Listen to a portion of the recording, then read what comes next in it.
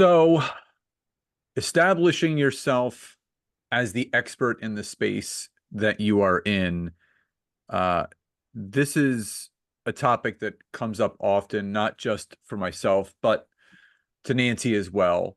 And we feel more strongly than ever with everything that's going on in the digital world, everything that's going on in the online world. Doing certain things to set yourself apart from other people in your industry or competitors, especially if you're that business professional, that coach, that consultant, that service provider that's using LinkedIn for all that exposure. There are certain things that you have to do to make sure that your authority is on lockdown and you are known as that expert. So, in today's training, in today's episode, we're going to be talking about four key things that you should be thinking about, or you should really kind of pull back the curtain on, not just for yourself, but for the business that you're looking to grow and scale in order to separate yourself from the competition and to really position yourself as the expert. Before we dive into that, Nancy, this is a topic that you and I get asked all the time about, not just being the expert, but everybody starts from zero, right? People are afraid to start putting themselves out there. They're afraid to start doing certain things because, you know, they're not an expert, but they do know, but they're not really sure. So before we get into the four key components of what we're going to talk about today, why do you feel this topic of how can I look like the expert that I am online and on social media, on LinkedIn, why does that continue to populate? It continues to populate because there's a lot of noise out there. There's a lot of content, there's a lot of people posting, there's a lot of companies kind of showing up in different ways. And I think people more than ever realize, if you have a business, if you are a service provider, if you are a coach or consultant, if you are a professional really in any way, even if you're running the head of a nonprofit, right? We've got to be online in some way, shape, or form.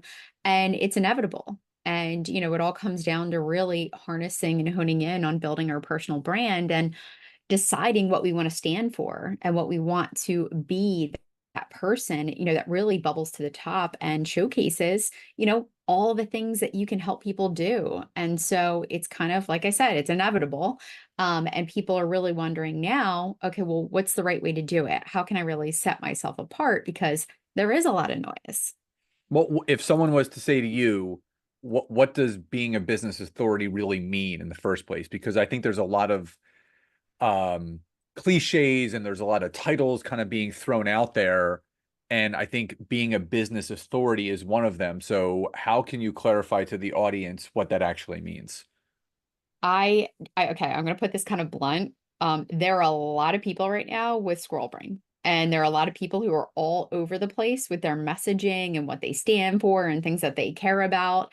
And it's a mess, right? I mean, because when you're posting a little bit about everything, no one knows what the hell you do, right? We've got to be consistent. And so, what that really means is, and I'll put it in the simplest way, is it easy for someone to say, "Oh, you need help with XYZ? You need to go talk to Scott," right? You need help with LinkedIn? Awesome. He's amazing. He posts great content. I know he's always showing up every week. He's on the ball. He's an expert at what he does. Go talk to Scott, right? It's the thing is when you're showing up and you're establishing yourself and you're kind of putting that mark in the sand and saying, look, I'm the person who you can come to solve XYZ problem. And you're making that very clear. And in your content and in the authority building way that you show up, whether it be video or long form content, you're remaining consistent. Okay. And I think the thing is people get nervous because they're like, well, if I talk about the same darn thing, here's the thing, guys, right? Just attention nowadays is so hard to get. And it used to be the marketing rule of thumb, right? That it took at least, so many touch points, right? For people to actually understand, oh, Scott talks about LinkedIn sometimes. I think he might do LinkedIn. Now it's like 50 something, it like plus it's like a ton of touch points that people need to kind of connect the dots because there is so much going on. So, yes, like it's establishing yourself in a certain area, it's deciding what you want to be known for, who you want to help. It's really locking in and staying consistent on your messaging. And guys, it's making it easy for people to take next steps to actually hire you for what you do. So, a couple things that I want to kind of touch on. So, first, if you're listening to this, if you're watching this, whether you're listening to this on our podcasts, Networking and Marketing Made Simple, or the Entrepreneur Rescue Mission, you're watching this on YouTube, on Facebook, on LinkedIn. If you're that coach, if you're that consultant, if you're that service provider, that service professional that feels like they are ready for the next level, just to let you guys know, Nancy and I have opened the doors to our high level expert authority. It's a hybrid coaching mastermind. So there is one-on-one coaching, there is training. So if you're needing help optimizing, scaling, and growing your business with all the facets of how you can do that, we could have a discussion to see if it's a good fit for you right now. Why we like opening the doors now as we enter into Q4, which is crazy, is we want to not only help people finish out this year strong, but create that tidal wave of success rolling into 2025. So if you're listening on the podcast, there's going to be a link in the description where you can book a call to talk to myself and Nancy, learn about it, see if it's a good fit, and take one of the remaining spots. If you're watching on social, whether it's Facebook, LinkedIn, or YouTube, just type the word me and I will send you our calendar link where you can book a call with us. Now, there's four things that we wanted to kind of go over as far as making yourself the authority in the online space. And we're going to just let you know, we're going to correlate this to LinkedIn because Nancy and I go all in with LinkedIn. We teach it, we train on it within our communities, whether it's our programs, our mastermind, our coaching. But just know you need to be omnipresent. So these strategies, these things that we're going to go over, the four components, they could be applied to YouTube, to Facebook, to TikTok, to Instagram, everything. But we're going to use LinkedIn as the example because, again, for those business professionals that know that other business professionals, coaches, consultants, service providers, their clients are on there, you have to learn how to optimize it the right way. So the first thing that we wanted to talk about, and I'm going to turn this to Nancy, is identifying and focusing on your niche. So, Nance, in relation to LinkedIn, you know how much we love LinkedIn because you can once you identify your niche, you can search and find them. So, talk about the importance of identifying and focusing on a specific niche. Yeah. So I said this to you the other day, and, I'll say it again. There are billions of people in this world, right? There are plenty of people we can help, and as service providers and people who work, right, with others, there is the opportunities are more, right, than we can even handle, right? So choosing a niche and choosing a specific market to really dial in on can be such an impactful thing. And I just want to rewind, right? When I first started building my business, people kept telling me, oh, you got a niche, you got a niche, you got to pick your audience, you got to like narrow in. And in all the businesses, whenever I first started, I resisted it. Okay. Just kind of like a parent telling you what you need to do, and you got to kind of stumble a little bit to figure it out. I fell on my face multiple times because I had the notion in my head, well, with my skills and ability, I can help everyone, right? I can help everyone with what it is that I do. Guys, yes, you can help everyone, but you don't want to help everyone because here's the thing, business gets so much more fun.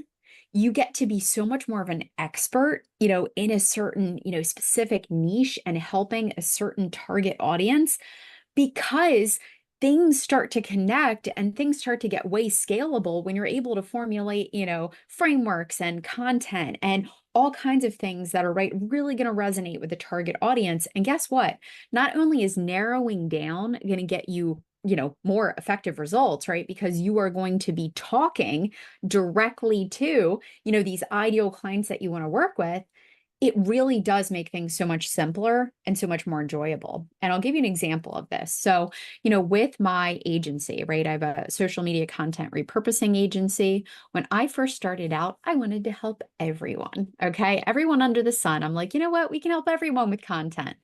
guess what happened? Right? Scott knows I was pulling my hair out because we were helping every different industry, every different person, Yeah, coaches from all different backgrounds. you also learn the lesson of working with the wrong clients to then work with the right Yes. ones. In all different phases, right? So it's very different, guys, working with a company that's making multi-million dollars and a baby little startup solopreneur who doesn't really have a big budget. So everything is so much more, right? Like magnified and intense, and the fear and the perfectionism and things that settle in, right?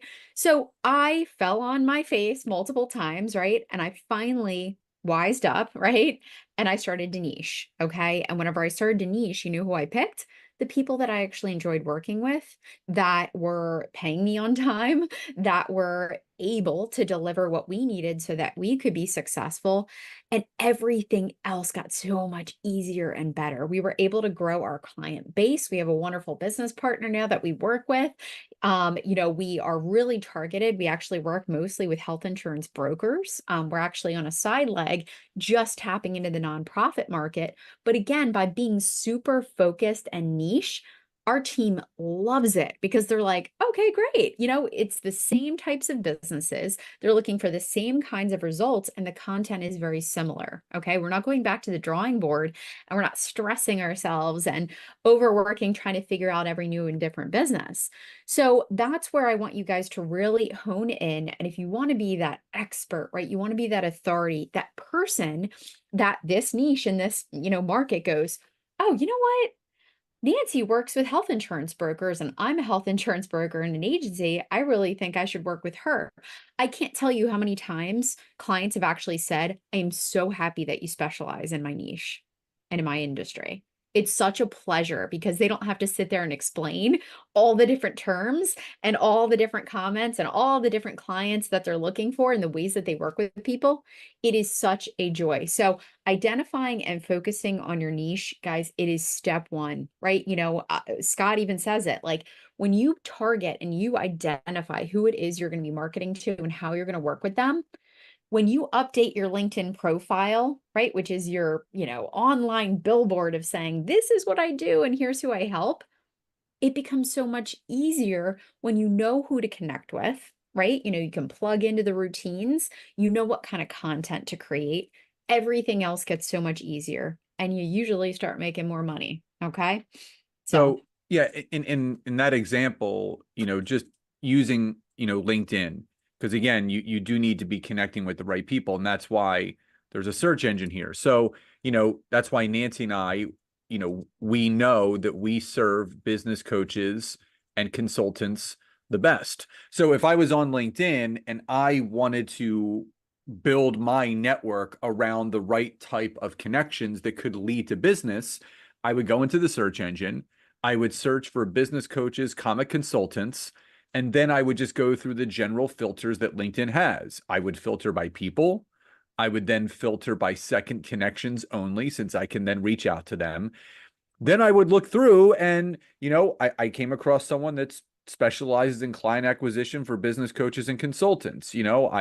So I would just go through and I would start connecting with people that could potentially be my ideal clients. Because again, there's a secondary part to this. Once you clarify your niche, once you start really building all of those things, you start connecting with the right people, you have the right opportunity then in front of you, which brings us to the second key point that we want to go over today, which is building high quality and valuable content. I've talked about this so much, especially on LinkedIn.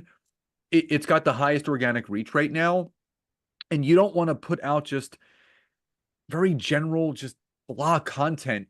You want to over deliver. And I think there's a mindset behind this where a lot of people feel that if they give too much, no one's going to work with them. It's the absolute opposite. You need to give people a reason to take the next step. You need to show and highlight your expertise. That's why Nancy and I always talk about, when you're looking to, build your authority on LinkedIn, especially through your content, posting 3 times a week.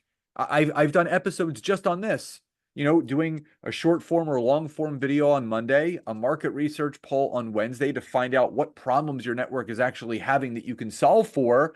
And once you know what their problems are, you solve that problem with a relevant long form post on Friday, which could be an image text post or adding an addition to your newsletter. So, with that in mind, Nance, why do you feel people are in that fear mentality of building high quality, valuable content as opposed, you know what? I'm posting, Nancy. I'm just, I'm being consistent. I'm posting positive quotes and I'm posting this, that, or the other. There's a difference between posting content and posting high quality, valuable content. So differentiate the two for the audience, especially when it comes to LinkedIn. What is it? What was the question? Repeat. Please repeat. The difference between generic content compared to high quality, valuable content when it comes to LinkedIn. Yeah. Well, I want to address two things. Well, of course, high quality and generic, right? I mean, I think you said it, right? As long as you're solving problems for people and you're identifying the pain points that your potential clients have, right, you're going to be someone that they're probably going to want to follow, right? Think about the people that you follow on YouTube or, even LinkedIn and all the different platforms, right? Maybe someone said something really awesome and you're like, oh, okay, I'm going to follow this person so that I can continue to receive value and solve my problems, right? That's the most way, right? Let people make money. You're just solving problems, right? At the end of the day. So I think, what pops up for me is a lot of people don't realize, and we get stuck in that, I'm not going to say like just vanity metric type way where we post content and it could be really valuable, right? It could be just this amazing post that you've put together and you put it out there and you get real down on yourself because you get like 2 likes or, maybe one clap and that's about it. The fact of the matter is most of the people on LinkedIn are what we call silent engagers. And in fact, I mean, it's probably one of the main platforms, right, that is really known for this. And LinkedIn knows this, right? It knows that most people are scrolling through the content and they're looking and they're not always liking, loving, high fiving, but they're stopping and they're going, oh, cool. Or they're clicking and they're reading, but they're not necessarily sharing, liking, loving, and engaging like they are on Instagram and Facebook. So the algorithm works different. And so I just want to share with people create content that answers problems, right? Solves problems, delivers value, and don't get hung up on the vanity metrics, which are the likes, loves, all that stuff. Is it great when you can have conversation and you can get people going in the comments? Absolutely, right? That's high five, superstar, right? But the thing is it's not always going to happen. So continue to post the value added content over time, again, as you are building your network, as you are connecting with the right people, as you yourself are engaging with other people, with content. LinkedIn is going to reward that over time, but I don't want you guys getting discouraged and thinking, oh, well, I posted this thing and it was really valuable and I took time to write it. Don't let that just derail you, okay? Because that is the fact of the matter. But at the end of the day, creating that high quality content that resonates with your audience, that again showcases your thought leadership, shows that you know what the heck you're talking about, right, is still going to really separate you, so much from the rest of the competition. And if I could just share a really quick story. So I have a clients that I've been working with for, over 3 years at this point, and they just do such a fantastic job being themselves while teaching and showcasing their expertise. And whenever I say being themselves, they're goofy, they joke, they laugh, they have a great time. And I kid you not, they've actually closed deals and worked with companies solely, okay, based on the fact that they do this content every single week on LinkedIn. They show up as themselves. They've heard no one else is doing this, right? And you guys are so awesome. You look like so much fun to work with. It sets you apart. Okay. And where you might not be getting a million bajillion, likes, loves, engagement, all that kind of stuff, it's still worth it. So whether it's through longer form, whether it's through the polls or the video or whatever it is, make sure that your content provides real solutions and value. And again, this is going to showcase you as that expert in your space. Scott, So the one thing that I wanted to share is how do you do that? So for it everyone listening, he's playing with his settings. It's pretty cool. yeah, can you see me on the screen, Yeah, Nance? it's awesome. So if you this is just an example. Nancy and I did an episode on this topic, which is, there's the silent engagers. what people don't realize is 95 to 98% of people on LinkedIn are silent engagers. Only about 2 to 5% actually engage. And the things that you need to look at are the impressions of your content, because the impressions are how many times LinkedIn has shown that post. So many people focus on the views, they focus on the comments. You need to look at the impressions, which you can see over here. So I did a couple polls and they ranged between 4,000 impressions up to 11,000 impressions. And I can't express to you guys enough, and this builds over time. It's not going to happen overnight, but we get sucked into the vanity metric, and you need to make sure that you are showing up as the expert and really just taking things over time. I did a training the other day and I was on a podcast, and they said, give me the lowdown, give me the reality of not just social media, but LinkedIn. And I said, if you commit to LinkedIn for an entire year, meaning not just connecting and messaging, but if you really put time, energy, and effort into it, you clarify your niche, you provide valued added content, you connect with the right people, and you build those relationships, I guarantee you your business will change. We have a person in our mastermind right now, never really used LinkedIn prior to joining our Expert Authority Mastermind. She shared in our group the other day, over the past week, she's had over 55,000 impressions with her content. She said it's been like 2000x more than she usually gets because we've helped her identify all those things, which actually really bridges to the next point, number 3, which is leveraging social proof and thought leadership. Now, I'm going to take the lead on this because when it comes to LinkedIn, I don't want to say it's one of the easiest things that you can do, but it's probably one of the most, I would say, simplistic things that you can do as showcasing this. And there's a couple different things that you can do to showcase your social proof and thought leadership. So I've talked about this before, that there's a featured content section on LinkedIn, and you can see mine right behind me. You have I have the social proof of my newsletter, which is approaching 8,400 subscribers, which is just mind blowing. I have my free LinkedIn scorecard assessment, the best-selling book that Nancy and I co-authored together earlier this year, The Feel Good Business Model. But I would say the clearest representation of social proof on LinkedIn is your recommendations. So as you can see over here, I have 521 written recommendations. And this is the social proof that you need. You want the words of others speaking to your credibility. You want that social proof. And people say, well, Scott, how did you get that many recommendations? If you read through all of the recommendations and go to the very first one that I ever received, it was in 2012. This is literally 12 years of doing the do. This is 12 years of getting people results. So the big thing is you want the words of others to speak so loudly about how you've helped them, how you can help other people, that it's undeniable that you're the expert in the space that you're in. You want those words of others. And that's the thing. Nancy and I we don't have to sell to people, because people, when they look us up, they see the results, right? They listen to the podcast, they watch the YouTube videos, they read our LinkedIn content, they subscribe to our newsletters, right? They come to our workshops. They see all of the value that we're pouring in, but all the results that people are getting. We have a client right now. He's 3x'd his revenue already this year. It's 9 months in, right? We still have 3.5 months left. He's already 3x'd his business from this time last year. Well, actually all of last year, which is mind blowing. So using the recommendation section and the featured content section on LinkedIn will change everything.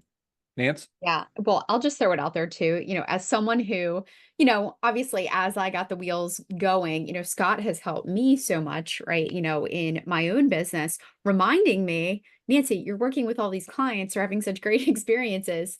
Make sure to just, ask for a recommendation on LinkedIn. Guys, it's so easy, right? It's easier than emailing someone and saying, hey, can you send me an email back, with just a testimonial?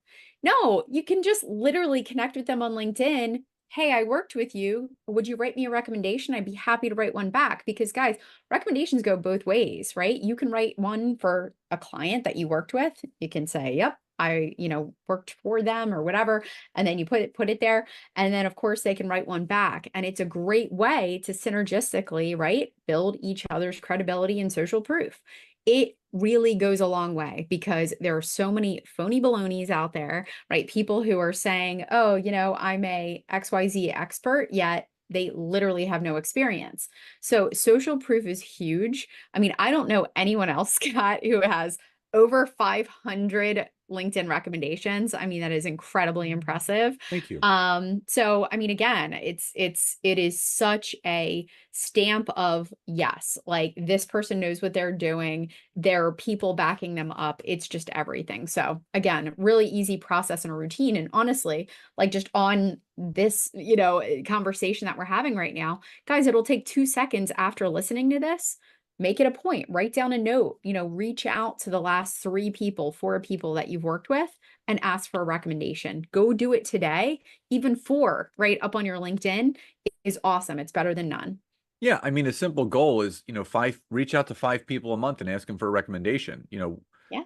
What's the worst case? You're going to get 1 or 2 back. I mean, you compound that over a year, you have 25 recommendations, and you can take those recommendations, you can screenshot them, you can throw them up on other social platforms. There's so much that you can do with them. Do you know what else I thought of too? Right. Because I knew there's a lot of like other LinkedIn experts out there, people who claim or whatever, who do not have any recommendations. And honestly, None. we've Zero. actually heard from some people who've worked with them that they were not good. And so the thing is if you're nervous about asking for recommendations There's or a you're reason for like, that. that's a problem. And I think really we need to like, go back to the drawing It's board it's here and it's a make well, sure it's a confidence thing. You have to be you got to people deliver the can value, Yeah, they can sense confidence, but they can also sense a lack of confidence. And I know, and this is the thing, people ask Nancy and I all the time, what's your guarantee? What's your guarantee?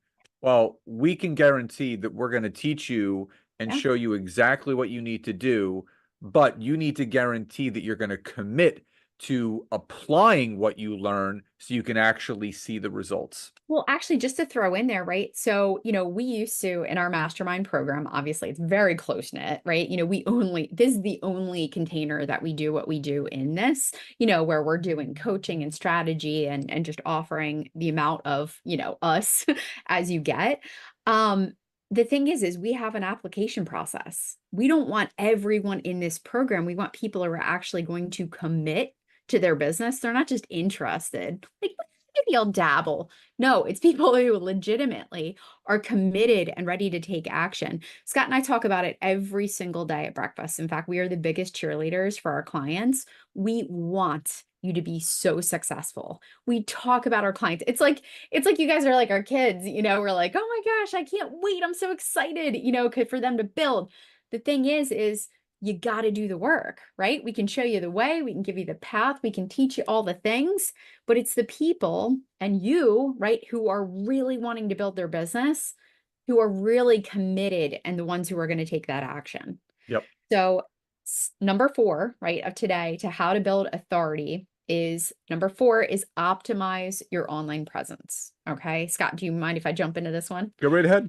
So really, simply, and I'll just kind of wrap this up in a little nutshell is, make sure that your social media, make sure that your website, make sure everything is very clearly stating in a very simple way how to work with you. Okay. And that's it, right? I'm not talking about all kinds of crazy things. The majority of businesses, and I can't even remember where I heard it. It could have been like from Donald Miller or something, said that the majority of small businesses to medium-sized businesses are missing a huge chunk of business because they simply are not making it clear how to work with them.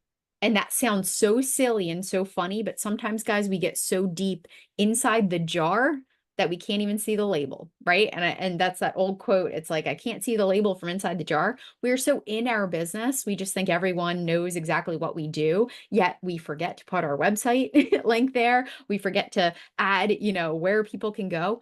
Don't make people burn calories trying to work with you. Make it easy. And that's pretty much it, right? Just make it easy for people to hire you. Well, and bringing it back to LinkedIn, again, to Nancy's point, if you don't have your LinkedIn profile filled out the right way where people don't know what you do, from your headline section to a clickable link where they can book a call, they could visit your website, featuring certain things in the featured content section, making sure that you're posting consistent content, you're clearly stating in the experience section everything that you do and how you help people. How do you expect to build authority if people do not know? So, before we wrap up, again, just one final invitation to those that are listening and watching. If you're watching and you would like to book a call with myself and Nancy, because again, to Nancy's point, we keep this container very small and intimate, 10 to 15 people at most. Like that, it's capped at 15. We don't want any more than that because we give a lot of ourselves to this group. We meet weekly as a group. There's quarterly strategy one-on-one sessions. It's one of the only ways that you can work with both of us one-on-one. Actually, it's the only way to work with us together one-on-one. Well, yeah, and I just wanted to add too, like I've just been seeing a lot of buzz lately where people are like, oh, people are just having programs teaching people how to build. Guys, we run multiple businesses, and between us both, we start businesses, whether it be in person, local, brick and mortar, all the way up to online digital marketing agencies. We've done multiple different kinds of business, even a SaaS company. So the thing is we've been there, we do, and we teach what we know so that you can really speed up, right? The hitting the ground running, knowing exactly what to do. And sorry to cut you off, Scott, but like it literally, I get so excited about it because this is really, I don't even know how long we'll do this program for. Yep. But I just know it's a really fun way for Scott and I to work together and to be able to work with clients, and really fulfills us in a way because we really, I mean, just like our book, The Feel Good Business Model, we want people to run businesses that feel good, right? Business is not always going to be easy, right? Things are going to be challenging at times, but we want a business. We want to help you build a business where it does give you that time freedom, that flexibility, the ability to grow and scale it as small or as big as you want. Okay. And that's what we teach in our program. Yep. So again, if you're watching on LinkedIn, Facebook, or YouTube, just comment the word me, M-E, and we will reach out to you. We'll send you our calendar link so you can book a time. It can't hurt. There's no charge for the call. We would love just to learn about you and your business. And we can tell you more about Expert Authority, kind of give you a tour of the portal and the things that you're going to learn and how we can help you. And if you're listening to either of our podcasts, just go right to the description of the episode. You'll see a calendar link there where it books a time with myself and Nancy. It's a free 30-minute call. And that way we can see, obviously, if you want to take one of the last remaining spots. So, as always, we hope you guys enjoyed today's episode and today's session. If you want to learn more, just more about myself and Nancy and what we're actually doing, all you have to do is go to thetimetogrowcom. That'll kind of give you a 10,000-foot view of a couple who's not only married in life, but also married in business and the companies that we run together. So we hope you enjoyed the episode. Love and gratitude, and we'll talk to you next time.